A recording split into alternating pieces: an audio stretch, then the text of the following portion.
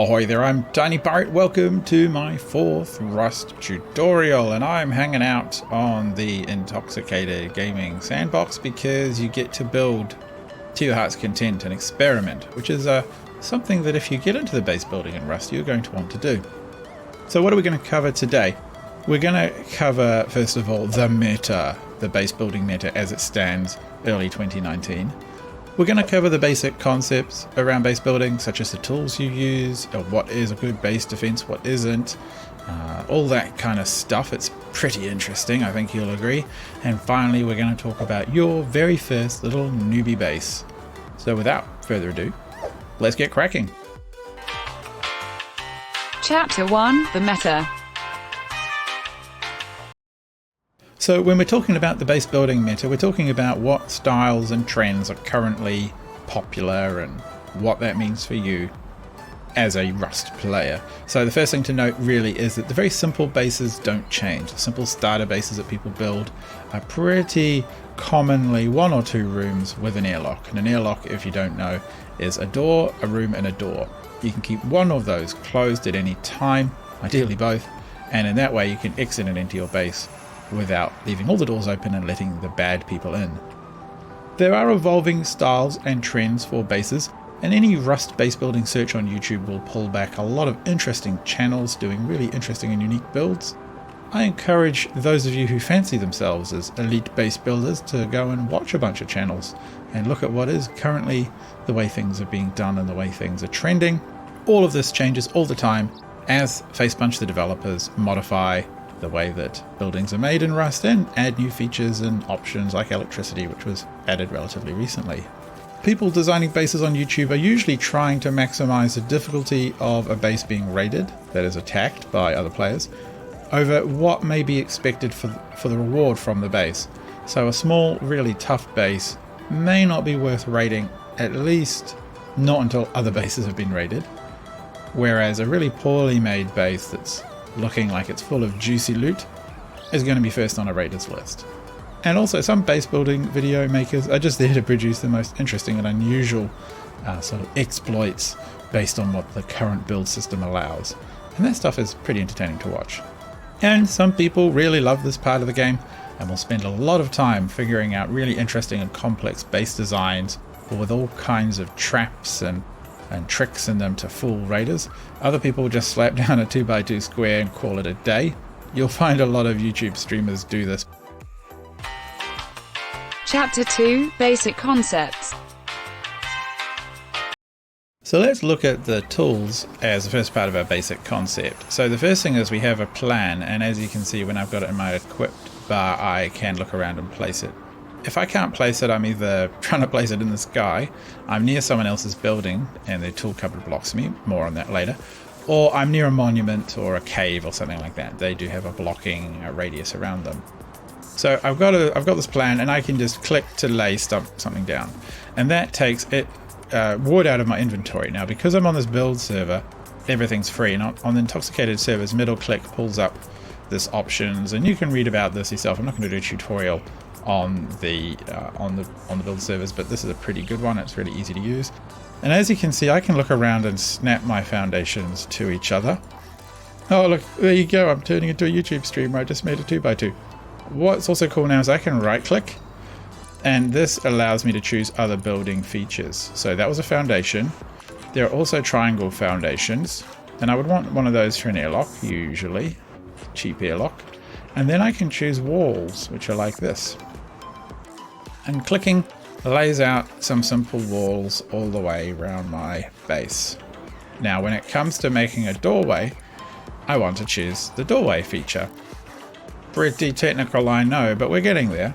And for a roof, I would choose a floor. There's no roof feature. Well, there is a roof feature, but we'll cover that another day. And yes, you could build it, but for now, and I could put 2 on. For now, we're just going to go with very simple floor, floor, floor, floor. In this gap, I want to put a triangle down for another floor, and I need to be here. There we go. So we're almost kind of secure. With doors and an upgrade of everything, this will be fine. One of the things to note, however, is that this is alone not enough to be secure, because watch what happens. If I get myself any kind of basic weapon. I can just spawn one from the F1 menu. I'm going to show you this once, just so you know how it works. Let's pull out this wonderful salvaged axe. This is how the build server works.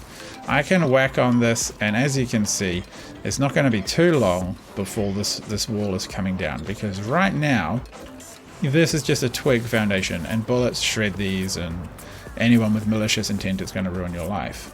And as you can see, when I mouse over, down here it tells me how much wood they cost. So you need to have enough resources to place these down, for starters. And then you need to whip out your trusty hammer and do an upgrade. So the hammer has a few jobs it can do. First of all, it will let you pick things up. So for example, down here, with my hammer in my hand, I can look at this box, hold down E, and pick this up. It does a little bit of damage when I pick it up, but because I've got the hammer and I'm not in anyone's control zone, I can just run off with those. There are often a lot of bases you find abandoned on the map, and if you're lucky you can steal their boxes, which is a real resource saver.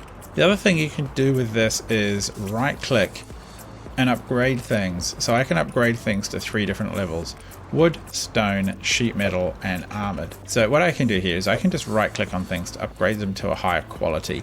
If you can avoid going to wood, you do. It's generally best to go to stone. Wood is more vulnerable to things. It's vulnerable to fire, it's vulnerable to people whacking it. Not as vulnerable as twig. It will hold for a while, but if you have a wooden base, you're going to be first on the 2 raid list. So you want to go to stone. And then bam, you can see I'm upgrading to stone. And so the foundation's upgraded. That's a nice place to be. These foundations, as you can see, show they are nicely stone. They are wonderfully prepared to keep everything bad away. Next on the list is upgrading the walls. And the very good builders can get very fast at this. I'm just going a touch slow. Oh, I whacked it. If something was damaged, like this one is here, I can whack it, and my hammer, if I have the wood or the stone or whatever the resources are, will repair. Looking up, I can repair these. You do not want to leave your ceilings as twig. People will come along and bash their way through them. As it stands, I now have a fully stone base, and that is a reasonably tough start. Later on you may want to upgrade bits to metal, but there's something to note about these walls. First of all is that they have 2 sides. As you can see here, the texture on the outside is different from the texture on the inside. The outside texture means that I can whack on this pretty much forever with any kind of tool, and I'm not going to do really any damage at all. But on the inside, alright, I switched over to a pickaxe, and as you can see, the wall is slowly coming down, and if you put a wall on backwards, then you're going to have issues. And if I have this jackhammer, then it's even more disgusting how quickly this wall will come down. If I'm on this side of the wall, see, much slower. The final tool we're going to talk about is the electricity tool. I'm not going to be messing with that in this tutorial. It's for all the components that you may find, the logic components, the solar panels, all that kind of stuff, some of the electrical lights and door controllers. That's really not a topic we'll be covering anytime soon. There are plenty of electricity tutorials out there for those of you who are keen on such things. It should be noted that the hammer can reverse things. So if you've got a wall on the wrong way around, you're placing your twig and you didn't get it the right way around, you can just use the hammer to reverse it. And you can tell if the twig is the right or wrong way around by looking at it. So for example here, this is what we call the soft side. That's the side with the X. So if I wanted to make like an extra layer of honeycomb or doors to get through, I wouldn't want the soft side facing people coming into the base, so I might turn it this way. And then if I was feeling crazy, I'd put this here, and it looks like that's the wrong way around as well. Rotate it and upgrade it. You can only rotate your own walls for a few minutes after you've placed them. That's really important to note. After a few minutes, you cannot rotate them anymore. You can upgrade them. So if you have made a mistake, like you've put a wall in like this, and you're like, ah, damn it, now someone who bursts through here doesn't have to go through this door, they can just pick this down. What you can do is actually just upgrade it to sheet metal. And that is a lot stronger. And in fact, although it has a side, you can see the difference between the two here. Practically speaking, the raiders are going to have the same amount of trouble to get through. It's not soft the same way that stone is. If you're looking at a soft-sided wood doorway or wall, then what you're looking for is the difference between those kind of planks and those are logs on the side. So this is the tough side, that's the soft side. If this was my base, I'd want to turn it round to make that inside wall a little stronger. The final type of material I'll quickly cover is the armored material. So if you look here, you can see it's 2000 hit points compared to 250 for the wood, 1000 for the metal, and 500 for the stone.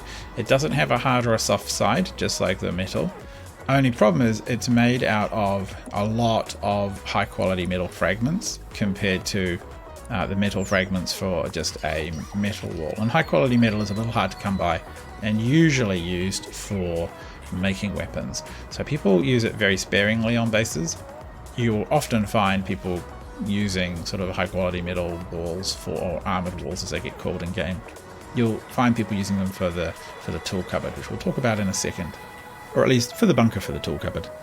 The next basic set of tools we're going to talk about is the door, and here is a wooden one. So I've asked people in the third tutorial to make a wooden door, and as you can see, yeah, it's very nice. Problem is that without a lock, anyone can walk in and out of it, and they can, even if the door is open, just walk off with it by holding E. So what we do is we put locks on them, and I've just put that door around the wrong way. We'll discuss that later. But we put a door on the base, and then we have a lock. So there are a couple of different locks. The first one I've got highlighted now is the key lock. It's quite cheap to make, and anyone can make this very simply with, I think it's like 100 wood. Once it's on there, you can see it's green. It is not currently locked. Very important thing to remember. You need to hold E on it, and you need to select lock. Now it's locked. The person who puts the lock on and locks it can open and close it themselves. No one else can, unless you create a key, which almost always you don't want to do, but I'm going to show you what that looks like anyway. So I've created a key. It's now in my inventory.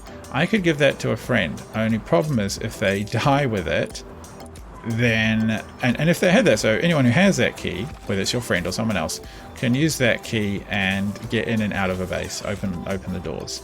You need one for each of the locks, so they're not very common. They used to be somewhat common for new players to use them while they were waiting to get to a code lock, but now no one uses keys because they added the feature to just have it keyed essentially to the person who places a lock. So for solo players, just a little key lock like this is ideal. For a group, it's not uncommon for people to have one person near the base at all times, so that until they can make the code lock, people can come in and out easily. They can open it and close the door for them, but pretty much everyone, as soon as they can, wants to move off this lock. And they want to move onto the code lock, which is the next type of lock. So we'll get rid of this. The code lock's a good one for teams, really. So what we do is we hold E, we go unlock. With it unlocked, we pick it up and remove it. And we have to be very careful now that someone doesn't come along and slap a lock on, because you could get locked into your base if you're not quick. If you have people you're teaming with, good idea to ask them to hang around outside while you mess with doors and locks. If you're a solo player, you've just got to get really quick at this process of putting doors on and putting locks on. So for a code lock, that's 100 metal frags to make, and you just put it down. It's currently unlocked, so we have to go change lock to lock it. You can then just type in with the number pad, or you can just click a code like that and you hear the bloop and it's now locked. And now I can get in and out, and anyone who didn't know how to get in can come up, hold down E and choose unlock with code, and that would allow them to then also access the same door. So that way bases can set up doors and what have you that multiple people can use as long as they know the code. Obviously be very careful about how you share that code. Anyone who has that code or who guesses that code can get into your base.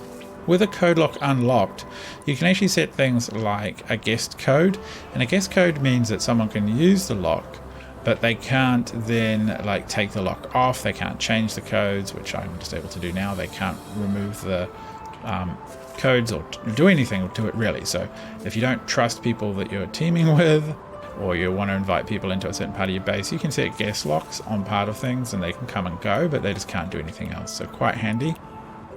I can lock it with the existing code, change passcode, so I'm just going to lock it.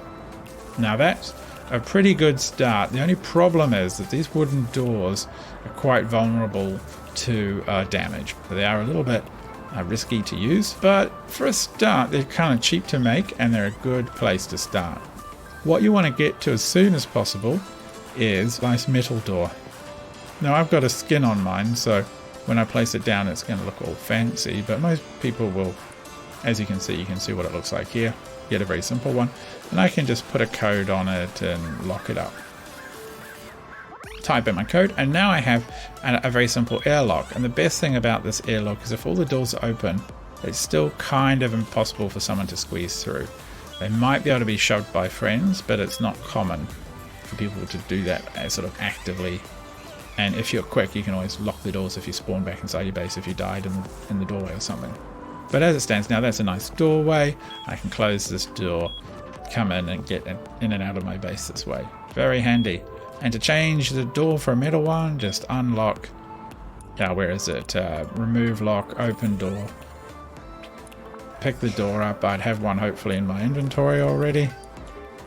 And I look left or right for whether I want the door to come in or out when it opens. I want it to open in. The reason for that is so that if I'm inside the base, it's still accessible to me. And bam, door's locked. Now I can go about my day. Metal doors are much harder to take down. Not as kick-ass and tough as armored doors, which I'm going to pull one out now so you can have a look at one. Here we go, armored door. Armored doors are rather cool. They have a little hatch you can look and shoot through, but you may not find one in any normal playthrough of a newbie player. It could well be that you just never come across these in game. Much more likely to be using a lot of sheet doors to keep yourself alive and keep your base safe. It's now time to talk about the tool cupboard. So I've made one here. They cost 1,000 wood. As soon as you have 1,000 wood, they come up as an option. When you have it in your inventory and ready to place, if you have no one else blocking your build, you can place it anywhere on a foundation. I'm trying to just snug this one right nice and neat in the corner, and once I do, I can run up, hit authorize, and now it says that I have build privilege in this area, which means that for a radius around the foundations that are attached to the foundation this tool cupboard is on, no one else can build except for me. What it's also telling me is this base is decaying. So tool cupboards do a couple of things. I'm going to put some resources in here to keep it. It's still decaying because of that high quality. I'm going to just cheat and give myself here we go, with some high quality metal. Bam. There we go. That'll do the trick. Put that in there. There you go. My base is now protected for a day. So tool cupboards are where you put your loot for upkeep. Bases acquire resources. If they don't have resources, what happens is the walls and everything start to take damage and will eventually crumble and fall down. It's very important to make sure your tool cupboard is well stocked with whatever it requires. So right now it looks like arguably I'm a little short on stone, so if I put more stone in, it's going to ramp that maintenance up for a lot longer. As soon as that expires, well, the base is going to start falling over, and I have some hours before all the walls on the starting from the outside pretty much start collapsing. You can also put other resources in here. So I can put cloth, I can put fuel, you can put all kinds of bits and bobs and dump it in your tool cupboard. Quite a useful secondary storage. This makes it a pretty prime target for any raiders to get to. People do want to get to tool cupboards. They do want to chop them down, which takes a while but is doable with tools. They are pretty tough but not impervious to damage. So you also want to stop people just running up to it and hitting authorize, because anyone can just run up and hit authorize. They can also come up and they can clear the authorized list like this, and this means that I can't build in here anymore. What you want to do is put a lock on it. So in this case I'm just going to lock it with a simple code lock, and now I can access it but no one else can. That's a very good idea. You always want to be code locking your tool cupboard. The tool cupboard is also vital for determining who gets shot by traps. So say if I put this trap here and I put some ammunition in it and I put one shotgun shell. Yep. Oh no, it only takes the handmade shells. What am I doing, TinyPirate, you idiot? Okay, so here we go. We've generated a shell for us. This is what's great about being on the build server. Put that in there and it's not going to shoot me because I am authorized. But if I come here and I deauthorize, it's going to shoot me and anyone else who isn't authorized. So I need to be authorized to get in. If your tool cupboard is locked with a key lock, you can always come along and just go unlock so your buddies can come and authorize, and then you can just lock it again when you know they're authorized. Probably want to take the ammunition out of any traps you've deployed before they do that. So that works for the shotgun trap, for the flamer trap, and for the shotgun trap and the flamer trap. The turret, the auto turret's likely to be controlled by electricity soon, and it also has its own authorizing and permission system I'm not going to cover today. But if you are a new player, you're more likely to come across shotgun and flamer traps than you are auto turrets. So just make sure when you put them down, everyone else around you has authorized on the tool cupboard. Chapter 3, your first base. So it's time to put down your very first base. You've chosen your ideal location and you've had a good think about where that is and had a good explore, and you're confident with what you've got. You've got your tools, your plan, you've got your hammer, you've got your tool cupboard, locks, and at least one door, maybe two, and you're ready to go. So what are we going to build? We're going to start very simple. I'm going to advocate that you just build a very simple 2 square base with an airlock on it. I know it's not fancy, but it is very cheap. And the way I'm going to do this is very slow, but what I want you to do is to try and get this very quick, because people will love to interrupt you when you're building, and if they do, they will steal your stuff, kill you, and laugh like maniacs into the distance. So you're going to choose where to place your first foundation, like this. And what I like to do then is I like to get my tool cupboard down straight away and lock it. So we're just going to go for 3 walls, and then you're going to grab the hammer, you're going to upgrade to stone each one of these before it gets too late, and then you're just going to pull out the tool cupboard and you're going to just whack it as neat as you can straight in the corner. You're going to hit authorize on it, and then you're going to put a lock on it, and you're going to hold E and you're going to lock it. Now you're basically kind of safe at this point. Yes, you could get killed, and yes, all your stuff could be stolen. But you know, this is always going to be here. No one can come along here and build on this area at all. They can't build for a radius around here. This location is essentially secure for the time being, even if it's not a base yet. But let's just presume you made it through this step without issue. The next thing we're going to do is put down another foundation, and then we're going to put down a twig foundation to one side. I like to have it to one side, not at the end. I think it gives you a little bit more internal room. We're going to surround 3 of those with walls, and then we're going to put 2 doorways down, pull out the hammer, and right click them. I should start with foundations first, because if they get destroyed, what they're stuck on falls off.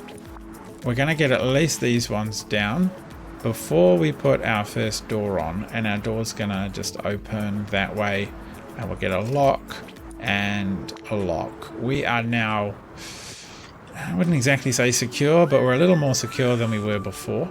And I can go ahead and I can put the floor on. That's 2 squares. And now I can get to the stoning of them, and wow, we now have a stone base. If you're very short on resources, stone for the foundations at least. Wood for the walls or ceiling is okay, but you should be able to do that with the resources you've gathered on your first gumping run. Yeah, so now you can kind of go, oh thank god I'm safe ish. I can log off now and never play Rust again because the anxiety has vanished. But now's a really good time to put down any deployables you've got. So if you've got a sleeping bag, you want to put that down, and I would just put it near the door because it doesn't matter and it doesn't get in the way. You can walk over it. Other things you will want to, have down. If you have a bunch of stuff on you, you can make a box. They're about 100 wood from memory. If you know you have enough resources to complete the rest of the base, you probably do-ish if you've laid down all the twig. You can put that down. I like to snug it in there, but if I don't like it later on, I can just come along and pick it up. And now I can open this and I can store a bit of my stuff. Of course, I will also want to put some resources in the tool cupboard to stop the whole base slowly decaying. Yay, it's happy now. What does it require? Not too much for 24 hours. And while we are hopefully there, we can get on and do the rest of the upgrades. I'll close this base door behind me. Oh, the game's let me upgrade it to metal. Well, that's wonderful, I suppose. You would probably upgrade it to wood or stone. Get the ceiling on upgrade that to stone, and then your final door would go on, and hopefully along with it you've prepared yourself a I'm just going to steal one out of the build menu on the server. You've prepared yourself another lock and lock. Now you have an airlock, and I've put it on the wrong way around. This is how you don't do it. So I can unlock and pick the door up in my haste. There we go. I want this opening inwards. That way, if all else fails, say the worst happens and somehow I've died and I've left both the doors open, I don't even have to get outside the base to close it. No one can come through here because the doors jam them. So I can actually come in here, close this door, base is secure again. And I can then go running off into the wilds. So let's have a little look at what we've made, ignoring my metal wall there. It's a very, very simple base. It would keep you going for a while. There's a bit of room in there for tools and other things we'll talk about later. And the other nice thing is I can make it more secure by adding more foundations and walls. So later on, as I gathered more resources, I might want to come in here and just kind of put down a little more doors to get to all of my loot, and that could keep the base even more stronger and tougher to raid until such time as people just blow through the walls. So I hope you've found this video useful. I know it has been quite long and detailed, but honestly a lot of people get these basics wrong. You will see out in the wild people using backward walls, using all kinds of mistakes, not securing their bases properly, and they get raided and they lose all their stuff and they get upset and they cry. We don't want that for you. You're a smart player. You're willing to sit through a decent tutorial on these things. Anyway, until next time, I've been TinyPirate. Thanks for watching. Good night.